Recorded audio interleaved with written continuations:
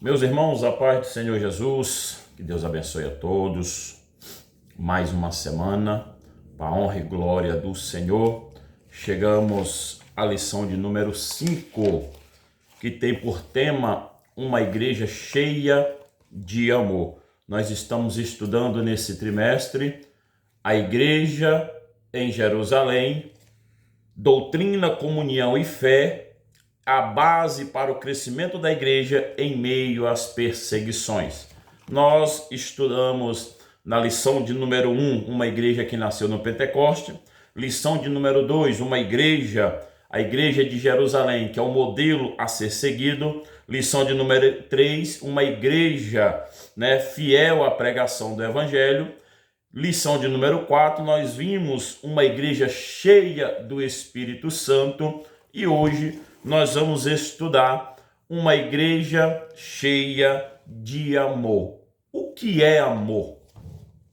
O que é o amor? O que é uma igreja cheia de amor, Nós vamos ver que a narrativa de Atos 4 vai nos apresentar uma igreja cuja missão era o princípio, organizador e da vida dentro da convivência entre os crentes. A generosidade não foi imposta, tampouco opcional, mas voluntária e constante. E é o que nós vamos ver nesta lição. Não é uma coisa que foi obrigatório, não foi uma coisa que foi colocada com imposição, ou você tem a opção, não, era espontâneo, ela voluntariamente e constantemente. Nós vamos observar a presença do Espírito Santo, o que o Espírito Santo produziu numa igreja sensível, onde a comunhão se expressa em ações concretas,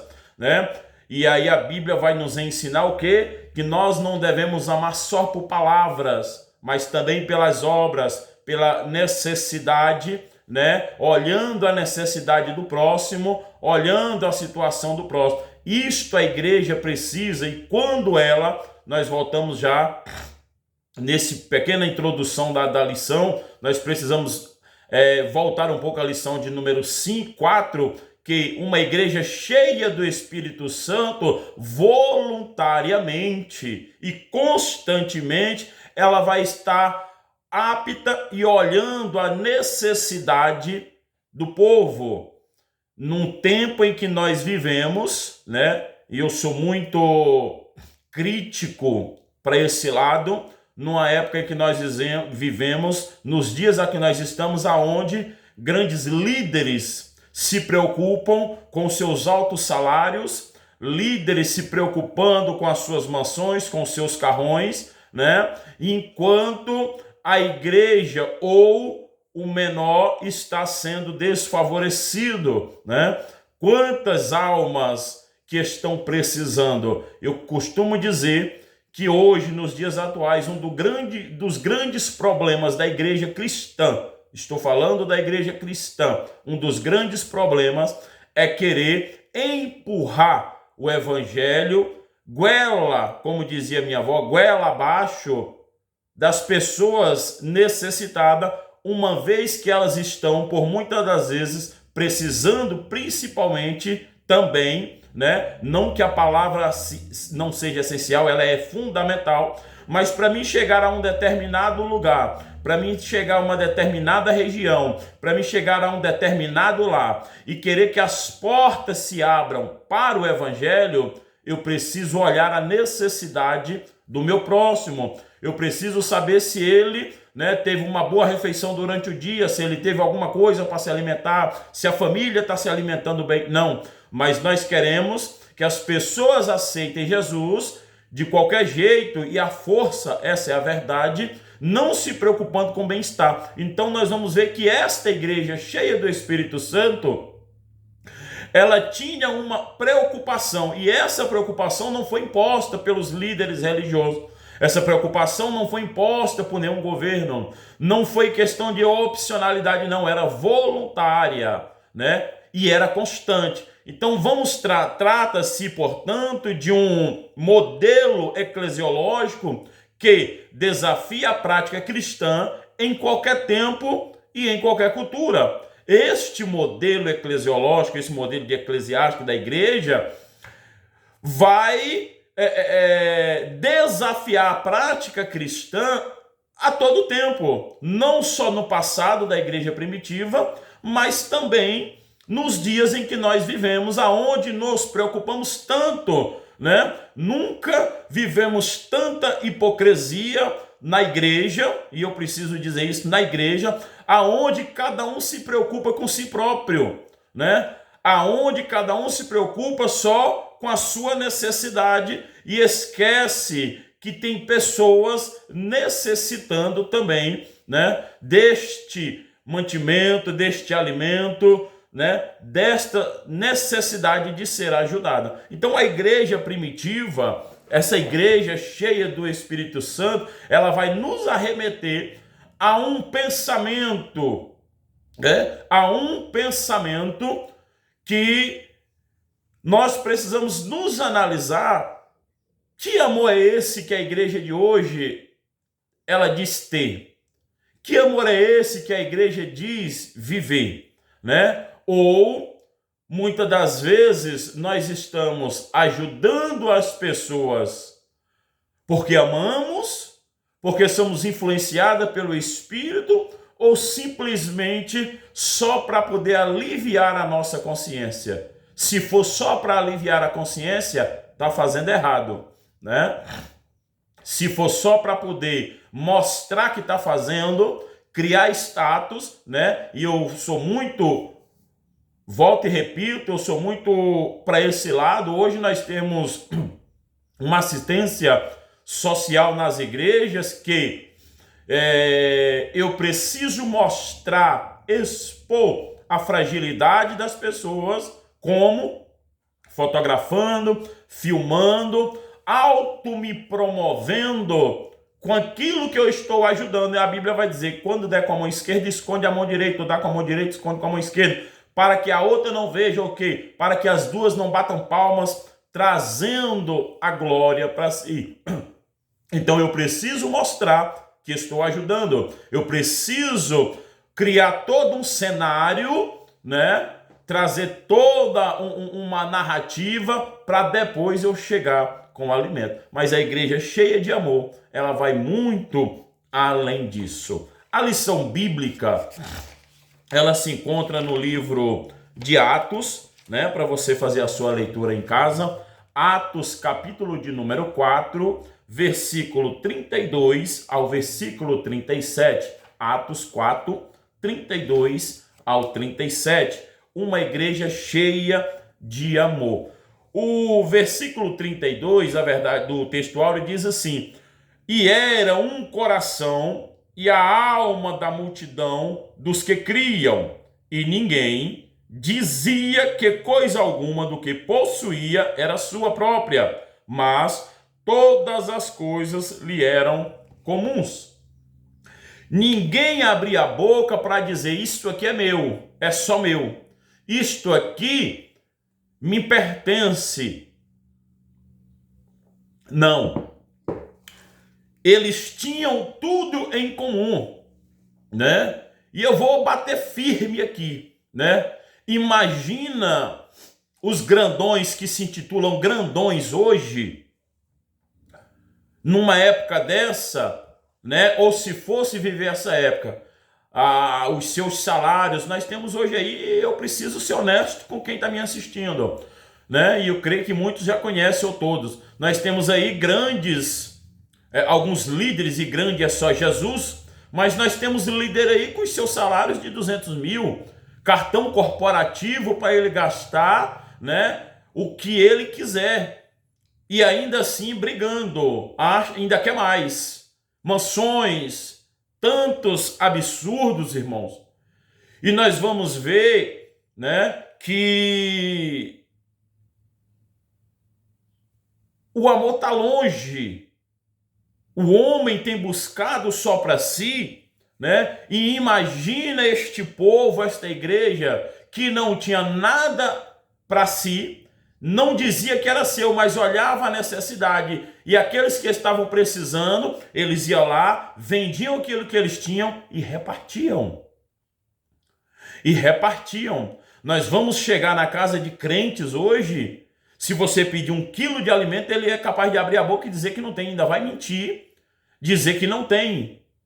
Não é capaz de ajudar, não é capaz de fornecer um alimento a quem precisa. Então nós vamos ver que esta prática de amor da igreja de hoje, ela perdeu. Eu não posso, e eu afirmo, tem muitas igrejas que fazem um trabalho social de tirar o chapéu. Louvado seja Deus, glória a Deus por isso. Mas poderíamos ser mais. Poderíamos ser mais.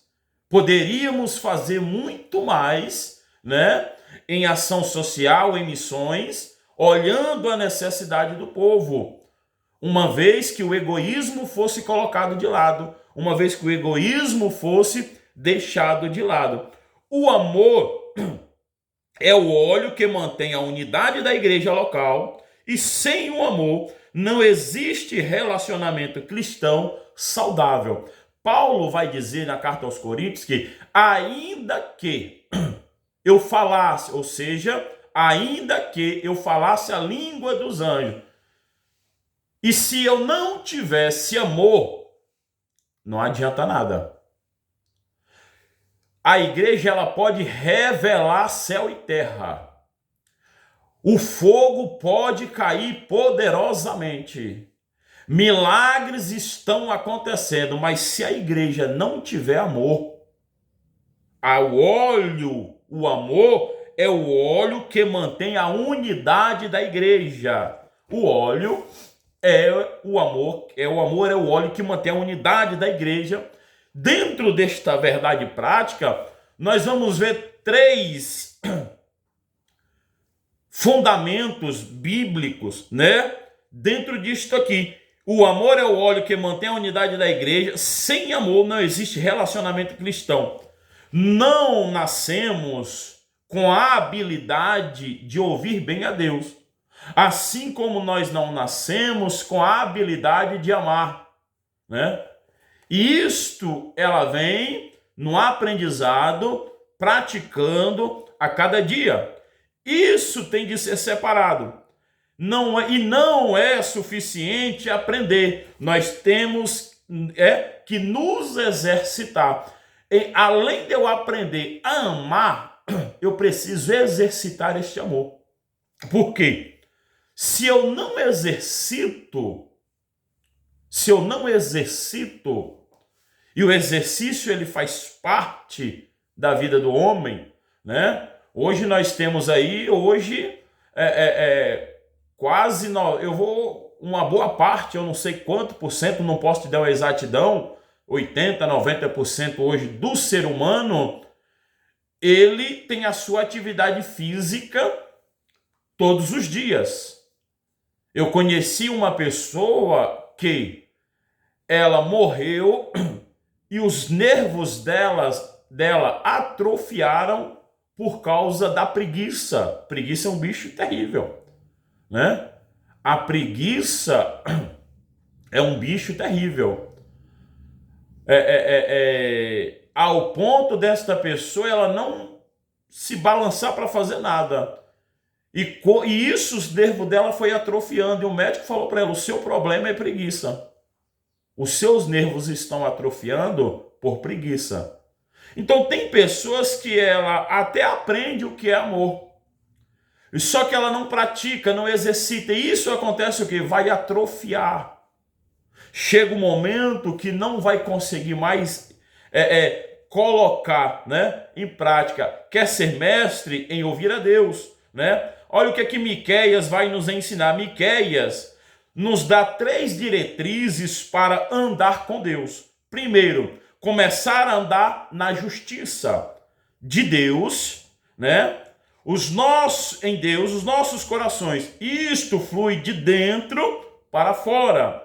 Com esta base, nós podemos ajudar aqueles ao nosso redor a andar em justiça e ter uma vida interior saudável. Juntos podemos criar um ambiente, né, onde todos expressam uma só voz, ajudam os outros a fazer o mesmo. E através de nossa família, igreja, trabalho, nós podemos juntar forças com outros para trazer pessoas para dentro, né, desta comunidade. Eu quero a minha igreja cheia, eu quero trazer pessoas, mas quando a pessoa chega não vê o amor.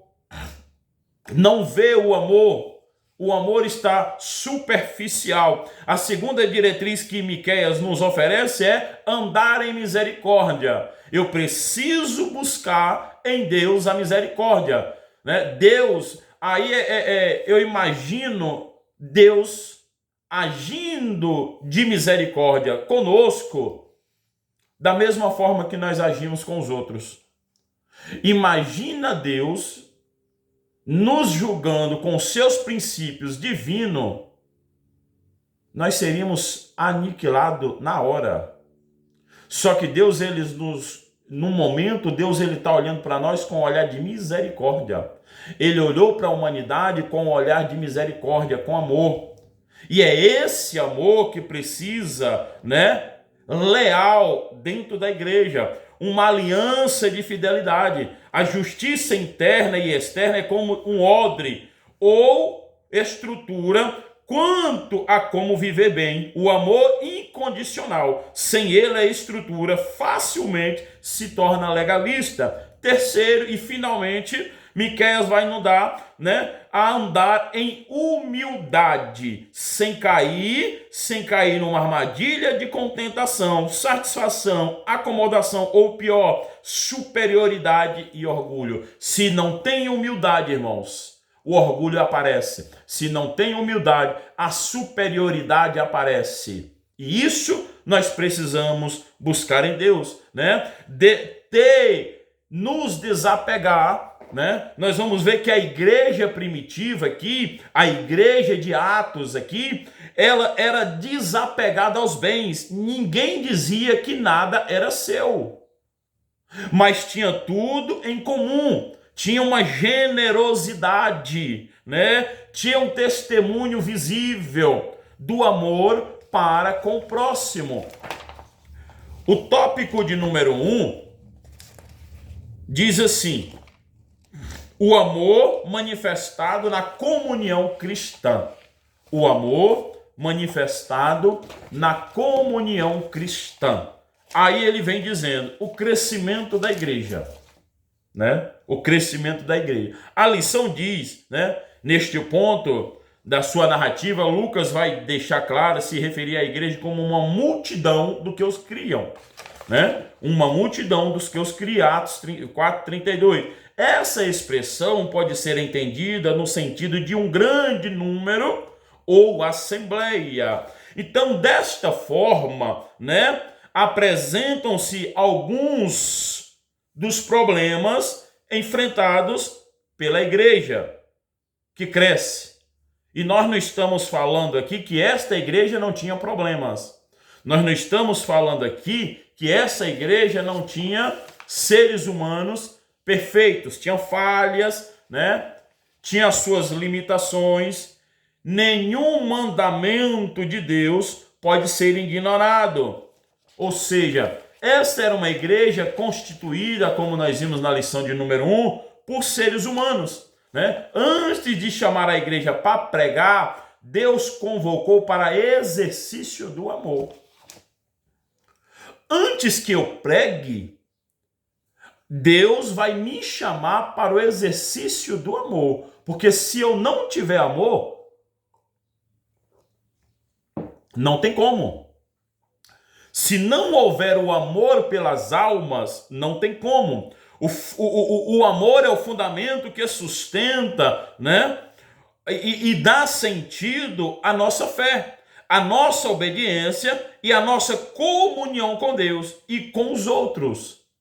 O que vai nos trazer uma base, um fundamento sólido é o amor.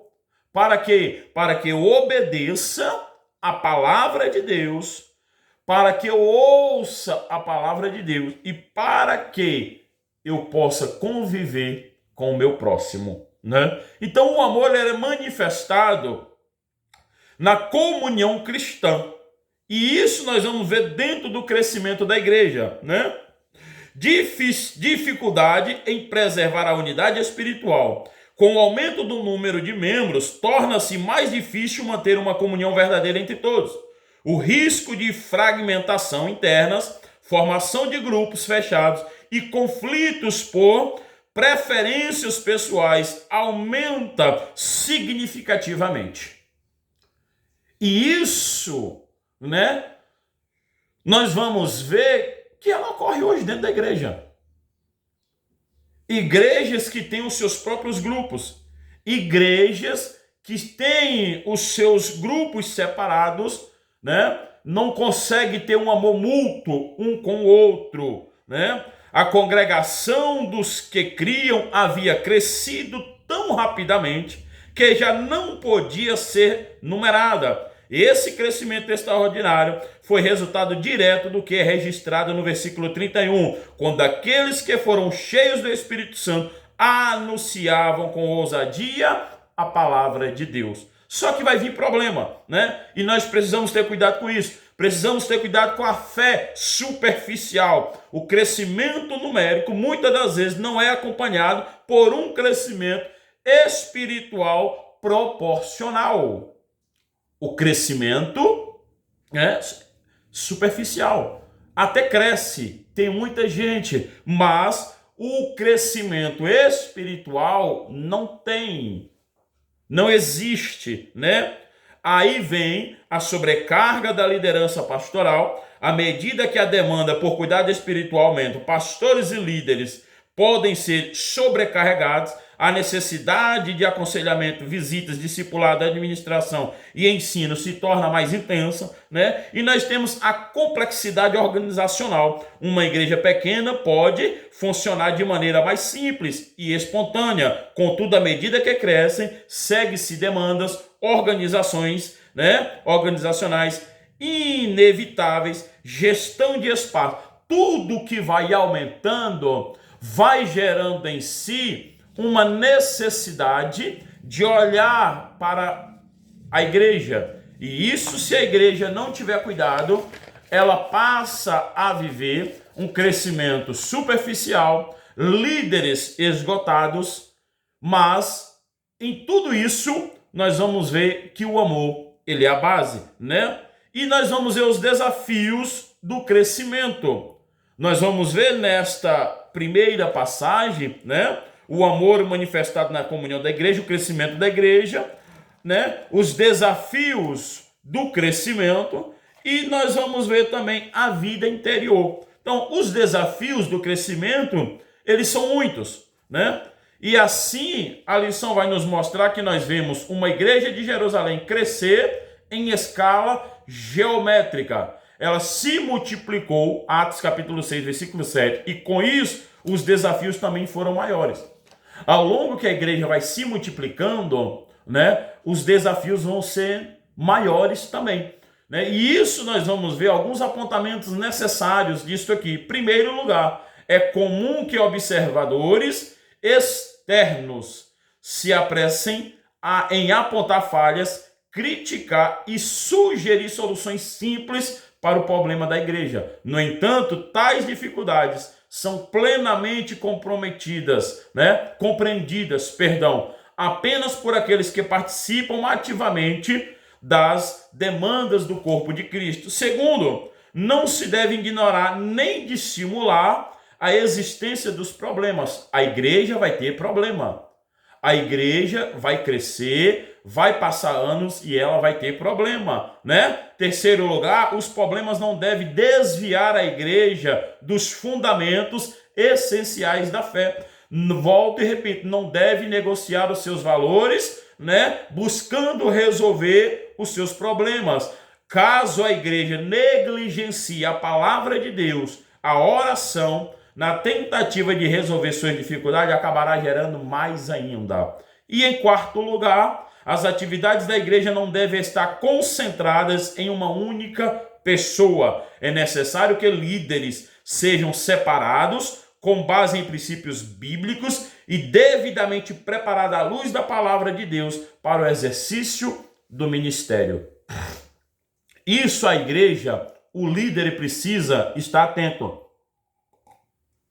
focado, porque a igreja ela vai crescer, mas vai crescer também as suas dificuldades. Os desafios vão aumentar. Por fim, em Cristo, no amor fraternal e na unidade do corpo, que a igreja encontra a base sólida para enfrentar todas as dificuldades. É no amor, é na palavra, é em Jesus, E isso nós temos que ter. E aqui a Bíblia vai nos trazer, alguns textos de responsabilidade mútua dos cristãos, que é: um novo mandamento vos dou, que vos ameis uns aos outros, assim como eu vos amei, e que também vos ameis uns aos outros. Nisto conhecerão todos que sois meus discípulos, se tiverdes amor um pelos outros. João 13, 34 e 35.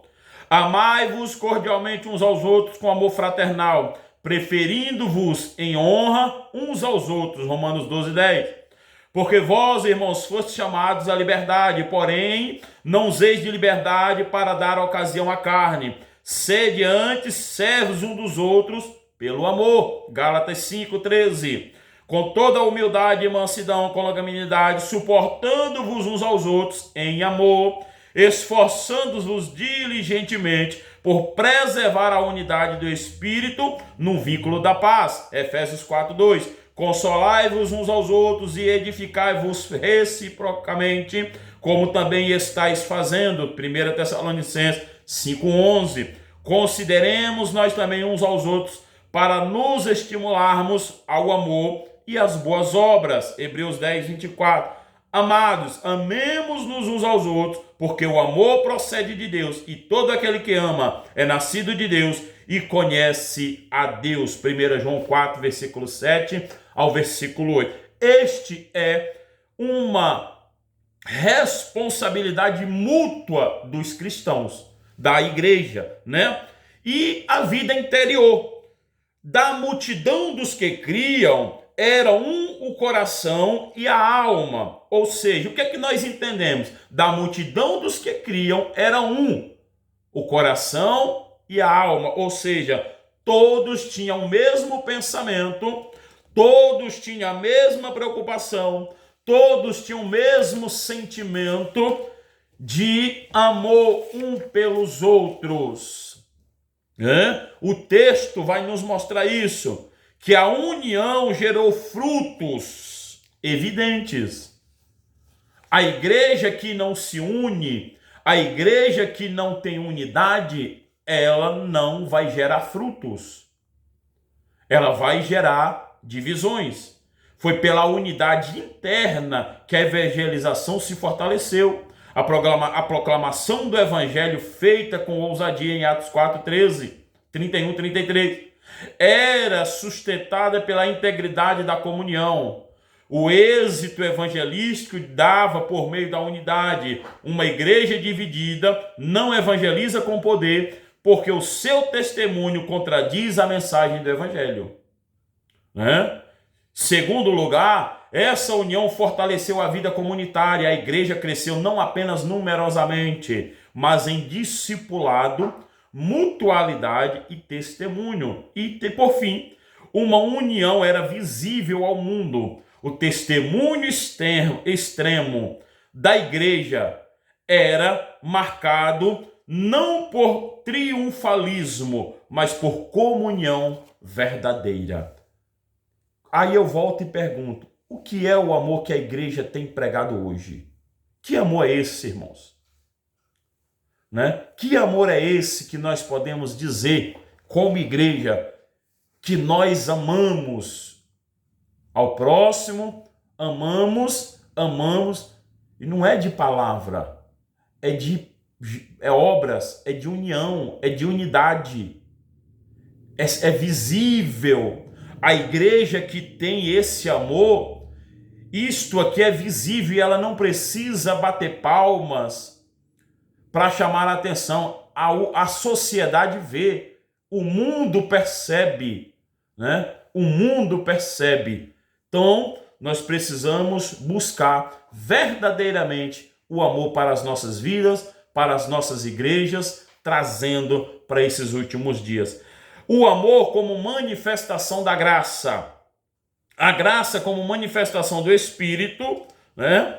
Nós vamos ter aí no ponto de número 2, a graça como favor imerecido de Deus. A graça como manifestação do Espírito.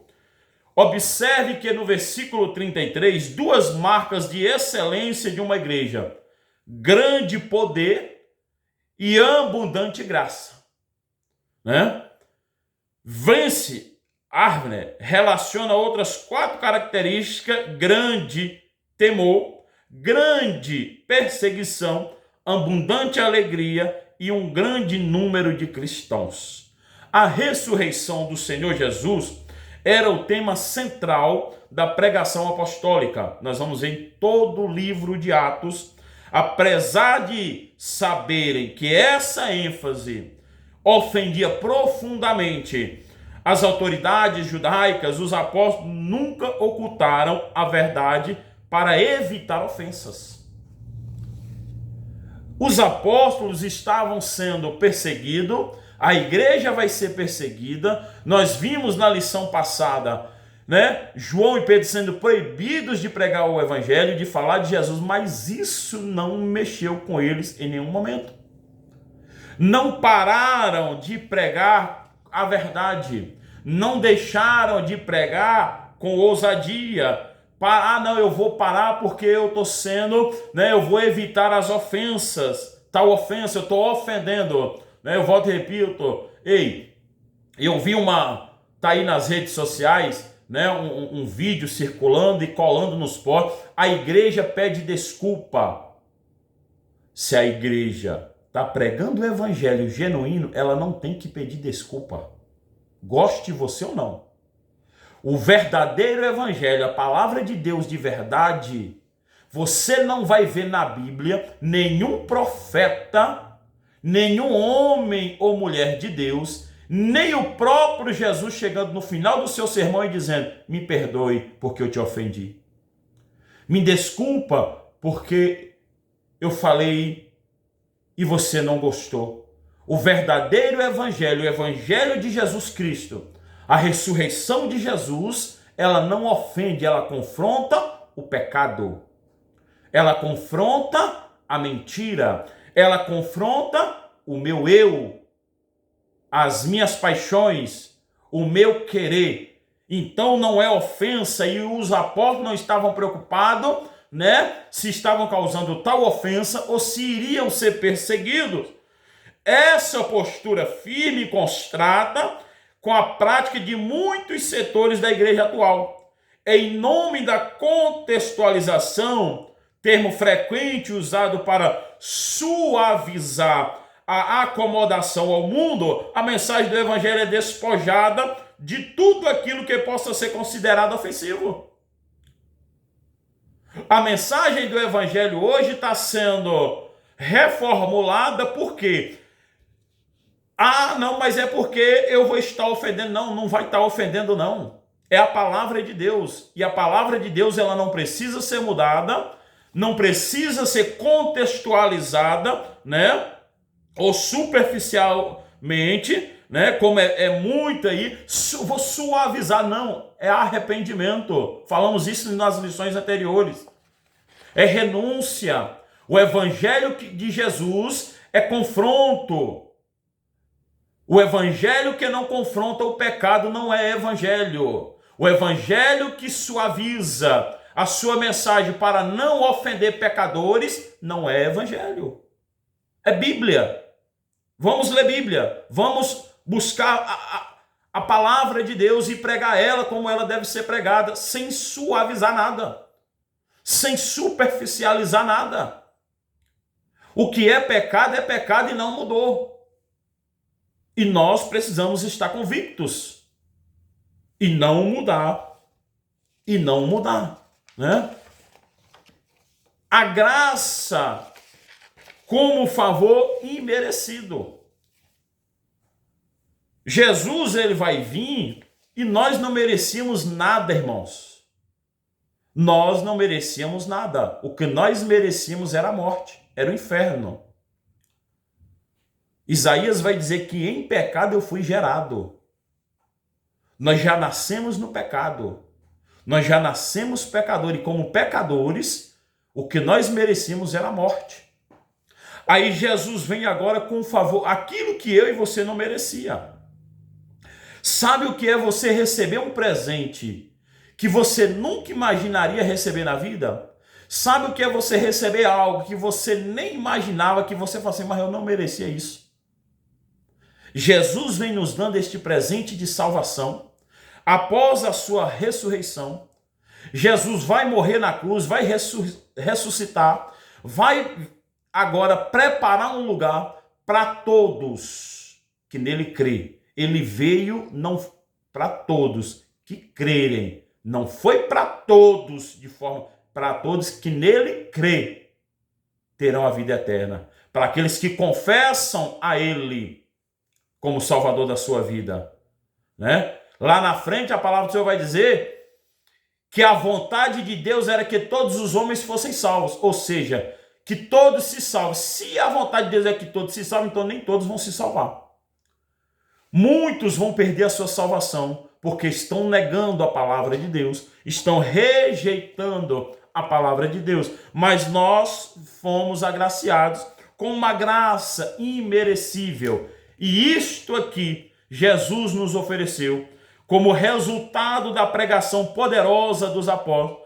Abundante graça estava sobre todos eles. A palavra graça, no sentido de favor, pode ser entendida de duas formas. Primeiramente, como em Atos 2,47, que pode referir-se a um favor do povo. Embora os líderes religiosos se opuseram aos apóstolos, o povo comum ainda não havia se voltado contra eles. Pelo contrário, ficava impressionado com o amor e a unidade entre os crentes. Em segundo lugar, e mais importante, a igreja primitiva contava com o favor de Deus, né? A comunhão caracterizada por amor, unidade e zelo evangelístico é sempre acompanhada pelas bênçãos divinas, né? Isso nós vamos ver dentro do livro de Atos, na linhagem, né, de Atos, todinha ali os apóstolos vão pregar, o povo vai ver, ainda que a perseguição venha, os religiosos vêm. Então, dentro disso aqui, na linguagem popular, especialmente no contexto evangélico brasileiro, muitos usam a expressão "tô só na graça" para se referir a um estado de fraqueza, desânimo ou até mesmo o caos pessoal. Porém, esse uso está incompleto, né? Constante com o sentido bíblico da graça, especialmente conforme nós vemos Atos 4,33. A menção de abundante graça, no contexto do testemunho apostólico, mostra que a graça de Deus não é apenas perdão, mas força capacitadora para a proclamação e ousadia do evangelho. Então, a graça de Deus, né, vai muito além. A manifestação do amor na solidariedade cristã. Irmãos, nós vivemos tempos difíceis, mas muito difíceis, né? E nós vamos ver que, e eu não estou dizendo difícil financeiramente, eu estou dizendo difícil de amor ao próximo. Difícil de encontrar o amor pelo próximo, de ajudar o necessitado. Claro, e a lição vai nos mostrar que com cautela, né? A expressão "nenhum deles" mostra que essa atitude era característica de todos os crentes. Todos entenderam que tudo que possuíam pertenciam a Deus e que haviam recebido esses bens como mordomos para administrar conforme a vontade divina. Então, eles entendiam que tudo que vinha para eles Era Deus dando. E nós sabemos que se não é Deus, não tem outro meio.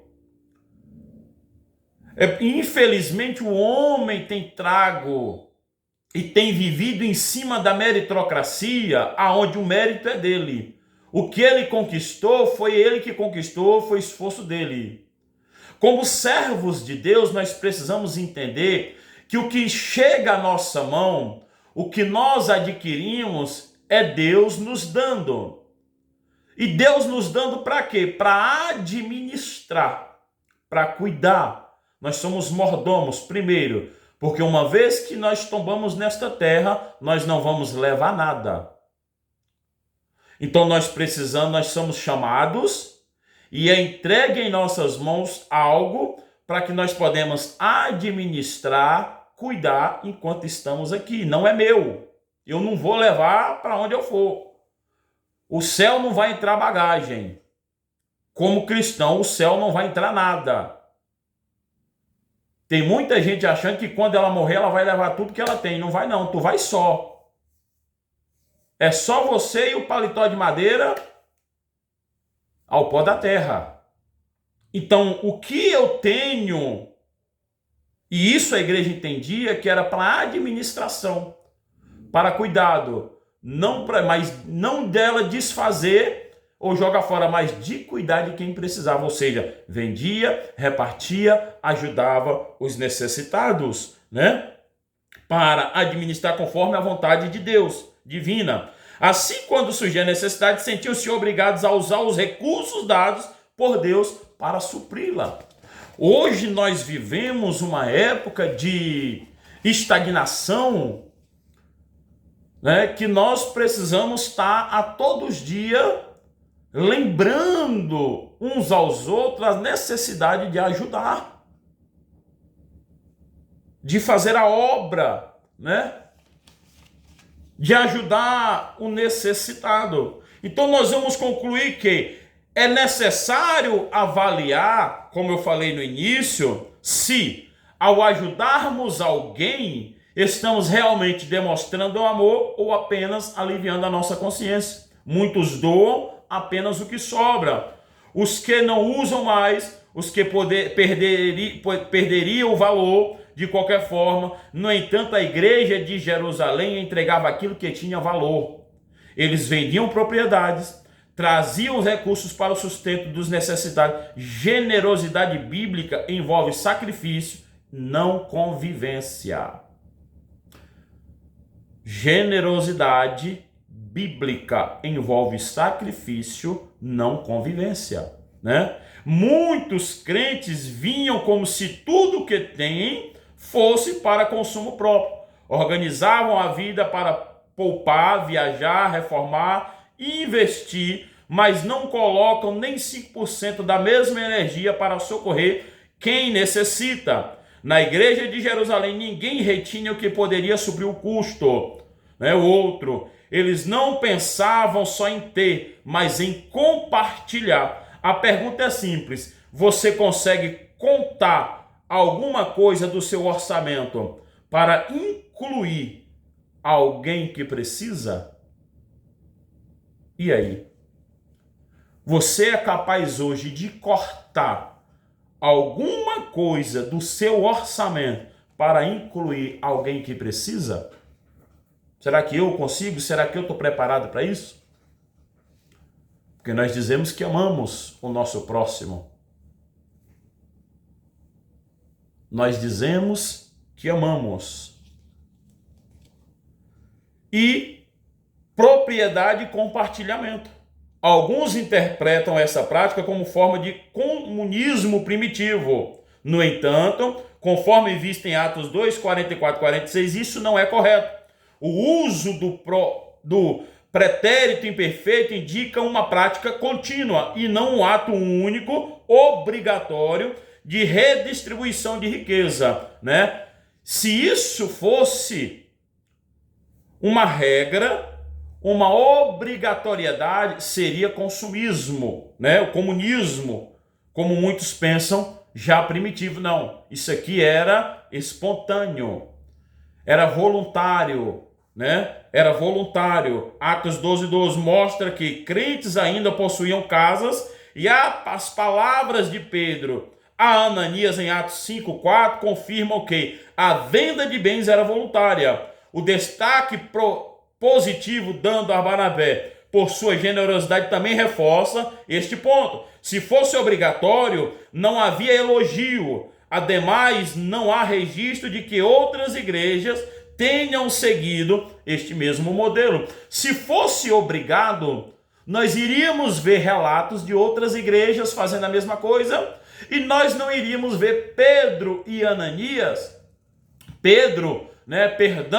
agora repreendendo Ananias e Safira, porque vendeste. Vocês não eram obrigados a vender. E ainda que venderam, não eram obrigados a dar. O dinheiro era de vocês. Só que vocês mentiram, não a Deus, mas ao Espírito Santo. Venderam por X e disseram que venderam por tanto. Eu poderia vender e ficar para mim o dinheiro. Eu não era obrigado, e a Bíblia não vai mostrar que era obrigado. Mas, uma vez que eles fizeram isso, eles mentiram ao Espírito Santo. E a Bíblia vai mostrar que ali mesmo eles morreram por mentir ao Espírito Santo. Rai comenta o seguinte: não se trata de comunismo cristão. A venda dos bens era absolutamente voluntária. O direito à propriedade particular não foi abolido. A comunidade só controlava os recursos a partir do momento em que eles haviam sido entregues voluntariamente aos apóstolos. A distribuição, desses não era feita de maneira uniforme, mas de acordo com a necessidade. Não se trata de princípios comunistas, e sim de mais excelente demonstração de caridade cristã. E finalizando, um exemplo de voluntariedade, Em primeiro lugar, nós vamos ver que, e nós vamos concluir a lição em tom de advertência e exortação. Nós vamos parafrasear as palavras do pastor Joés Gonçalves, registradas nos livros de apoio, da seguinte maneira: 3 aspectos fundamentais podem ser destacados na igreja de Jerusalém, o que o pastor Josué Gonçalves ele vai comentar no livro de apoio. Primeiro, a supervisão apostólica. Segundo, a voluntariedade dos crentes. E terceiro, a prática da solidariedade. Esses elementos, aparecem de forma clara na narrativa e oferecem lições relevantes para a vida da igreja contemporânea. Primeiro, a voluntariedade deve caracterizar o serviço cristão, tanto na esfera social quanto na dimensão missional. Segundo, além da voluntariedade, há necessidade de possuir-se o espírito solidário. Uma igreja que não é solidária, não, na sua essência, deixou de ser igreja. Por natureza, uma igreja necessita ser solidária. Em terceiro lugar, toda igreja precisa de supervisão responsável. Os apóstolos atuavam como administradores fiéis das necessidades da igreja, zelando com sabedoria pelos bens e pelas decisões da congregação. Então, a igreja, irmãos, não era para os líderes nem pedir. Não era para os líderes nem pedir. Era para a igreja entender que isso aqui é voluntário, seja semanal, seja mensal. Eu preciso contribuir com a necessidade do próximo. Contribuir para a necessidade do próximo, Finalizando, a igreja de Jerusalém demonstrou que o amor cristão, quando operado pela graça de Deus, gera unidade, desprendimento e responsabilidade mútua, A partilha de bens, o cuidado com os necessitados e a firmeza doutrinária não foram resultados de imposição externa, mas fruto da ação do Espírito Santo entre os crentes. Glória a Deus. Então, que nós possamos ser cheios, verdadeiramente ser cheios do amor de Deus para com o próximo. Que Deus te abençoe e até a próxima aula.